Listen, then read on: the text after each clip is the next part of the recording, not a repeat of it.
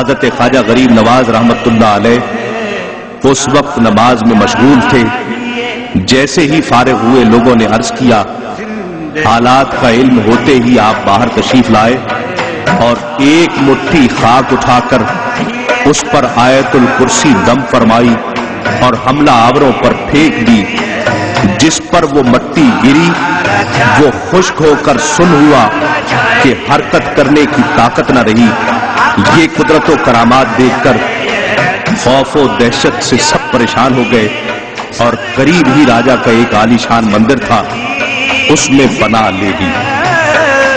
ایک فقیر جس کا نام شادی دیو تھا اور اسی مندر کا پجاری تھا، علم نجوم و سحر میں کمال درجہ ماہر تھا۔ راجہ پرتھوی راج اور تمام رعایا اس کی عزت کیا کرتے تھے اور اس سے مدد مانگتے تھے۔ یہ تمام لوگ اس پر بھروسہ کر کے اس کے پاس پہنچے اور تمام ماجرا سنایا۔ وہ سب ماجرا سن کر اول تو چپ رہا اور گھبرایا، پھر مخاطب ہو کر کہا کہ یہ شخص اپنے دین میں بڑا بزرگ اور صاحب کمال ہے، اس سے اس طرح مقابلہ کرنا مشکل ہے، شاید جادو سے ان لوگوں پر قابو پایا جا سکے۔ بس تمام چیلوں کو جادو کے بڑے بڑے سحر بتلا کر ان کے ساتھ خواجہ بزرگ کی رہائش پر پہنچ کر چیلوں سمیت جادو کرنے لگا۔ اس وقت خواجہ غریب نواز نماز میں مصروف تھے۔ جیسے ہی فارغ ہوئے لوگوں نے عرض کیا کہ اب ایک سادھو اپنے چیلوں کے ساتھ ہم پر جادو کے ذریعے قابو پانا چاہتا ہے۔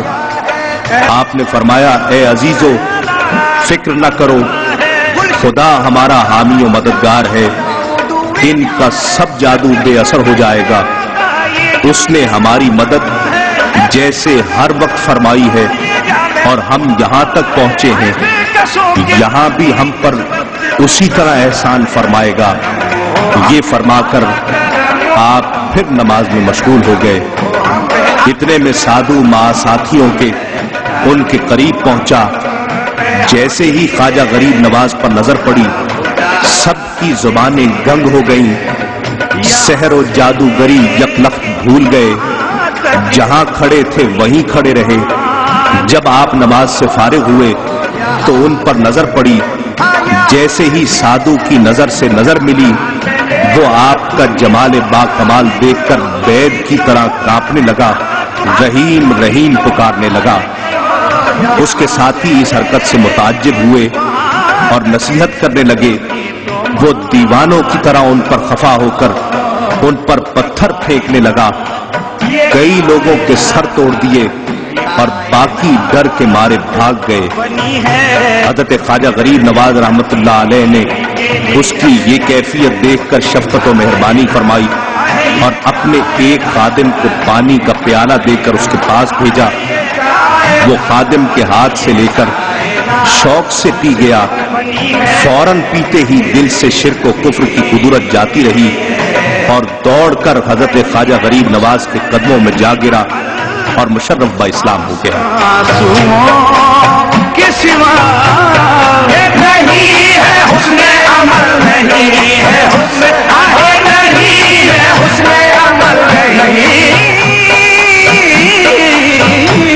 تمام کفار بھاگتے ہوئے راجہ کے پاس پہنچے۔ پرتھوی راج نے کیفیت حال معلوم کر کے ان کو سمجھایا اور تاکید کی کہ فقیروں کے ساتھ ایسا سلوک نہیں کیا کرتے، ان کو ہرگز نہ چھیڑو نہ ستاؤ، ایسے درویشوں کا نکالنا آسان نہیں ہے۔ بعض ہندو یہ کرامات دیکھ کر اور ان کے سادھو اور پیشوا کے مسلمان ہو جانے پر جن کی قسمت میں سعادت و ہدایت تھی اور حضرت سلطان الہند کے دست حق پرست پر مسلمان ہو گئے۔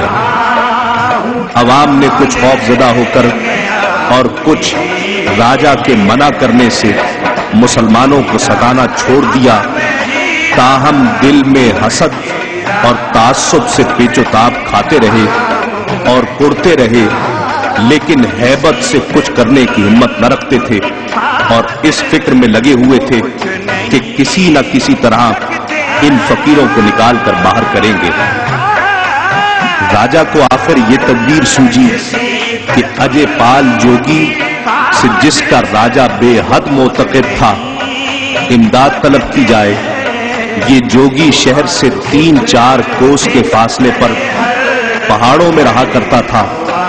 طلسم اور جادوگری میں تمام ہندوستان میں منفرد اور ممتاز تھا، اور اس کے 1500 شاگرد تھے، جن میں سے 700 تو فن جادوگری میں ماہر تھے اور ان کے مددگار تھے۔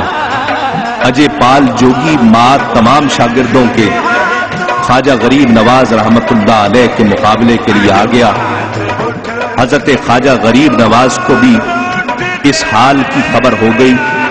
اٹھ کر تازہ وضو فرمایا اور اپنی قیام گاہ کے گرد ایک خط کھینچ کر حصار کر لیا، اور اپنے تمام ساتھیوں اور خادموں کی ہمت بندھا کر ارشاد فرمایا کہ خط سے کوئی باہر قدم نہ نکالے، کسی کافر کو اس خط کے اندر آنے کی ہمت و جرت نہ ہوگی، اور ان کا سحر و جادو اس حصار کے اندر داخل نہ ہو سکے گا۔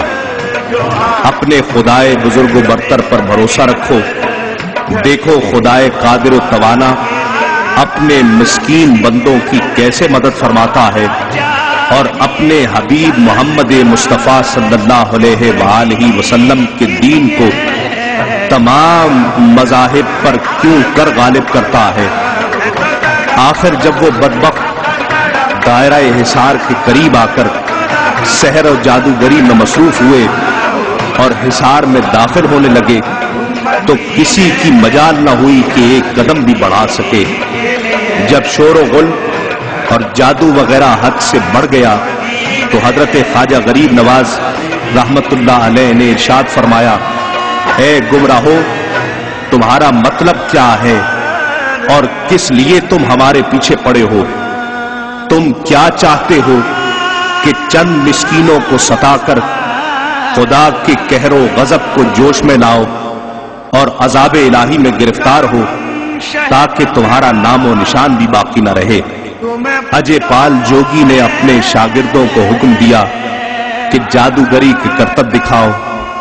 انہوں نے شروع کیا اور ہزاروں لاکھوں کی تعداد میں آتشی سانپ اور بچھوؤں سے تمام پہاڑ بھر دیے، اور بعض نے پتھر برسانے شروع کیے اس امید پر کہ مسلمانوں کو ہلاک کر دیں، لیکن ان اللہ کے نیک بندوں پر وہ تمام سانپ، بچھو اور پتھر اس حصار کے پاس آ کر گر جاتے۔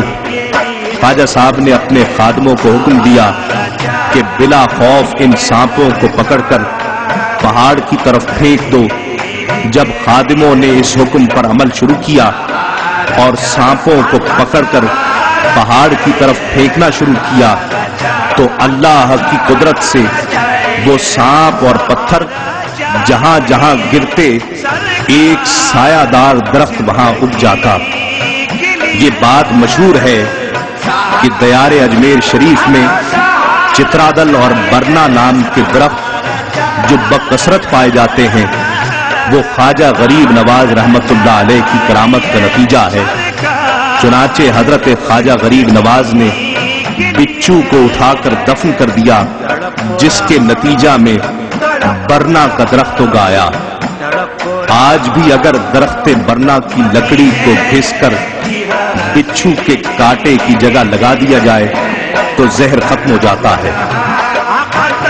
یہ حربہ ناکام ہو جانے کے بعد جادوگروں نے آگ برسانا شروع کر دی، لیکن آگ اس حصار میں داخل نہ ہو پائی اور لوٹ کر جادوگروں کو جلانا شروع کر دیا۔